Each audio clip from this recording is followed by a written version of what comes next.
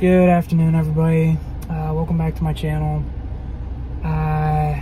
This is gonna be a little bit of a different review today, because I just watched Sound of Freedom, and I mean, I was gonna talk mostly about the movie itself, and like how well it was made. And don't get me wrong, like the shots were great, the music was pretty good.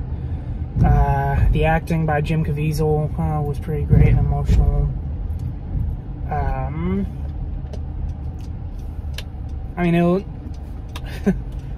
I mean, this is this would be a nitpick, but it's not really the point. That when I originally looked it up on the internet, it said it was like an action thriller, but like there's not really a lot of action, or at least not like the stereotypical action of like fight scenes where Jim Caviezel, like Caviezel's not beating people up in this movie, and he's not shooting them either. So I wouldn't exactly call it an action thriller, more like just crime thriller, kind of. But like I said, not the point. Like the movie was done really well. It was a really great film. But instead, I'd more like to talk about like just like the whole controversy surrounding this whole thing. Because like I'll be honest, I originally was not going to see this film. Like I've never really seen Jim Caviezel in anything. I haven't seen The Passion of the Christ. That's the only thing that I've heard of him from. Sorry. I didn't really recognize anyone else in the movie except for that one guy who played like the superior officer from Homeland. He also played this doctor in Psych and a lawyer in Law and Order, but I can't remember his name. Whatever. Yeah, like there was nobody that I recognized from the movie itself. The studio, Angel Studios, never heard of them. And suddenly I'm hearing about this film, and now I'm seeing trailers for all these other films by them. So I originally had no interest in this. Even when I read the description about how like it's based on a true story about how Tim Ballard helped like free all these child sex trafficking victims. Like I wasn't really interested in it until I heard about like the massive backlash from this film, where people were saying like this was a right-wing conspiracy movie, a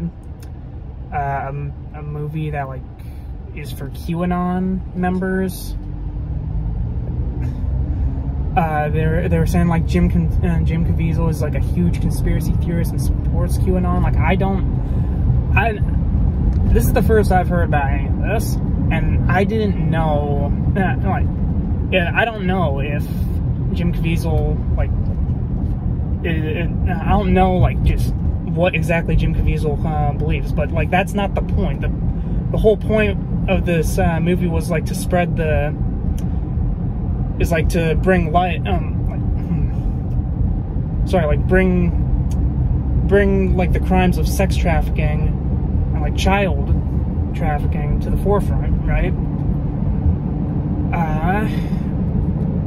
So that just brought up my curiosity on like why there was so much backlash against this. And then what made it even worse was that when like there were people who were posting videos about how like I believe it was AMC theaters where like the theaters were being sabotaged, right? Where the AC was being turned off, the music being turned down, like the theater's not even working, you know?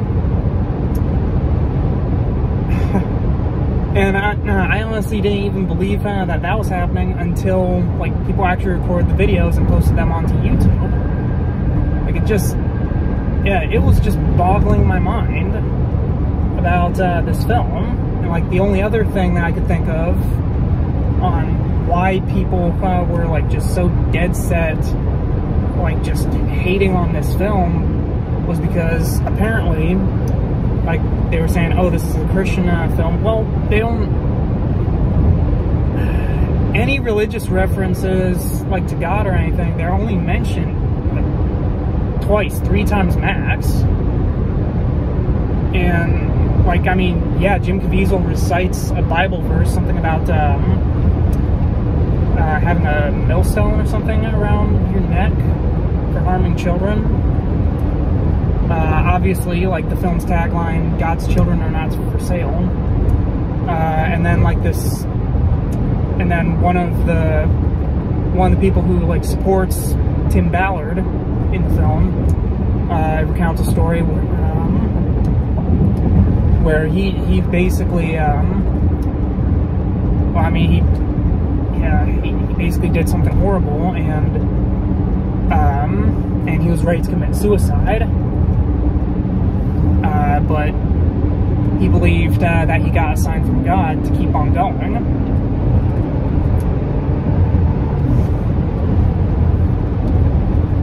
So, I don't know, it just, I don't know, the fact that there was so much backlash for this film was just appalling. And like, even after the credits, which I sort of already knew about this, but during the credits, Jim Caviezel had like a special message for like us, the viewers, right? And the thing he mentioned was that like this film got shelved for 5 years, and I think I heard about this where like or got shelved after Disney bought Fox, because Fox originally had the distribution rights. I'm not sure. I don't know exactly what all happened, but again, beside the point. The point is, like, this movie got shelved for 5 years. It was supposed to come out in 2018. And for whatever reason, like, it didn't see the light of day until now. I don't know, it just makes no sense to me. Just makes no sense to me how people, like, just, for lack of a better phrase, like, had such a hard-on against this film. And considering what the film is about, that just doesn't, that just makes me sound gross just saying that. Sorry. I don't know, I mean, I'm getting lost in my thoughts. I probably shouldn't have made this driving, but I just had to get out right now, because if I was just sitting here in the car, like, if I was just sitting here in the car not making this video, I'd probably just be thinking about this over and over and just be like in a worse state for driving. I don't know. I guess the only other kind of thing that I could really think of is like, and this was mentioned in the film too, that a lot of people just don't want to think about this issue, which ironically, something similar was said during this one Punisher comic, during the Slavers comic, where a social worker was trying to like bring attention to like human trafficking and child trafficking. And when she finally spoke with Frank Castle about it, she talked about how like she had to sanitize her presentation about it to the city council, because like if they get into like the true horror, like the true details of it, then nobody wants to even talk about it. And well, that's kind of true. Like, I mean, I mean, I'm pretty sure that if the studio wanted to, like, they could have made this an R-rated film. Like, it's rated PG-13, but they it could have been easy to make this R, or even NC-17, since that's what the Marilyn Monroe film was rated, where they actually show those acts in like graphic detail. But they chose not to. They technically chose to water it down so that it would still stay PG-13. And even then, like, they still show some pretty dark stuff in there. Like they show like the kids basically performing in these photo shoots, where they basically like. Where I mean, it's basically like the traffickers are showing their product. Like that's what it is. As horrible as it is to say that, like that, it's what they were doing in the film. And then like just herding all the kids into like these shipping containers, which I'm pretty sure actually happens. Excuse me. And, crap, what is it? And finally, tagging the kids with, like, brands or tattoos. Like what happened with, like, the main child, that Tim Ballard is trying to save throughout this film. And like, again, like, it's watered down to keep it PG-13, but like it still shows some pretty dark stuff in there.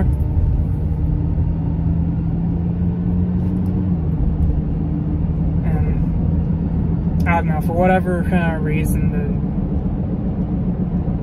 the fact that there was this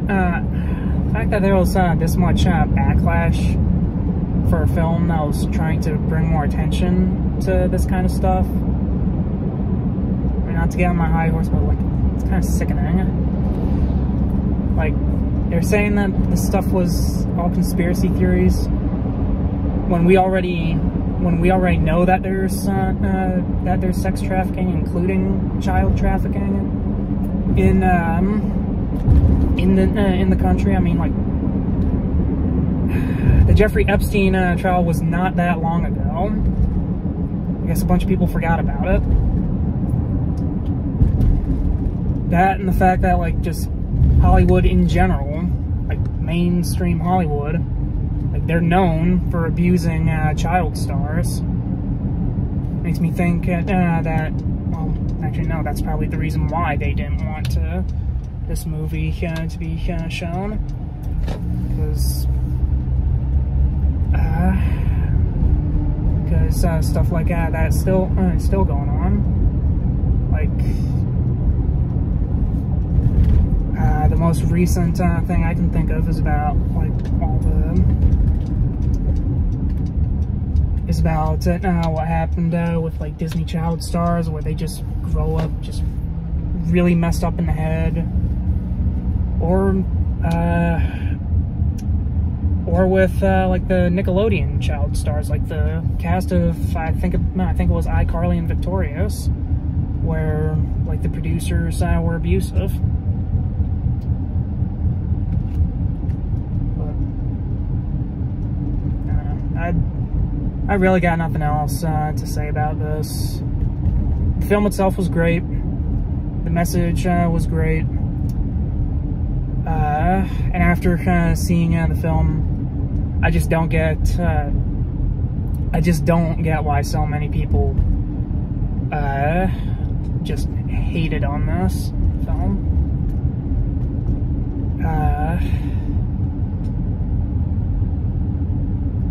During that special message, Jim Caviezel also encouraged people to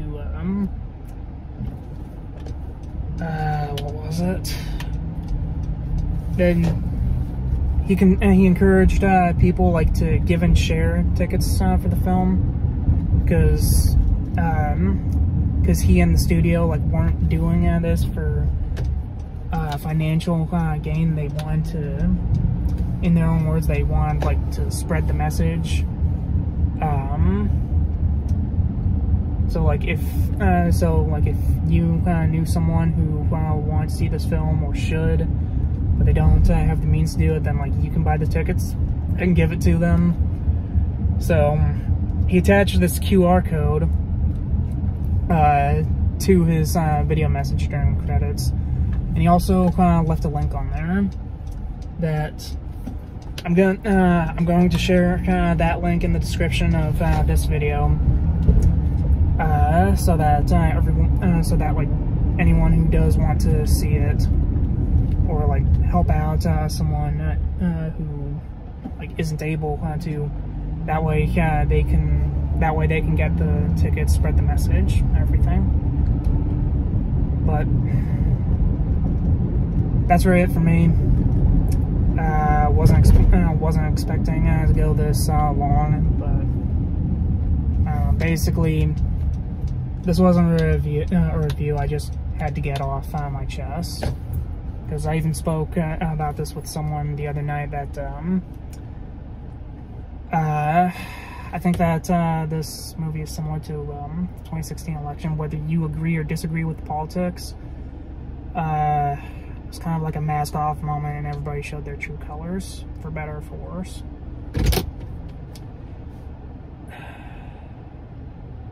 And I don't know, that's it for this video. I'm done.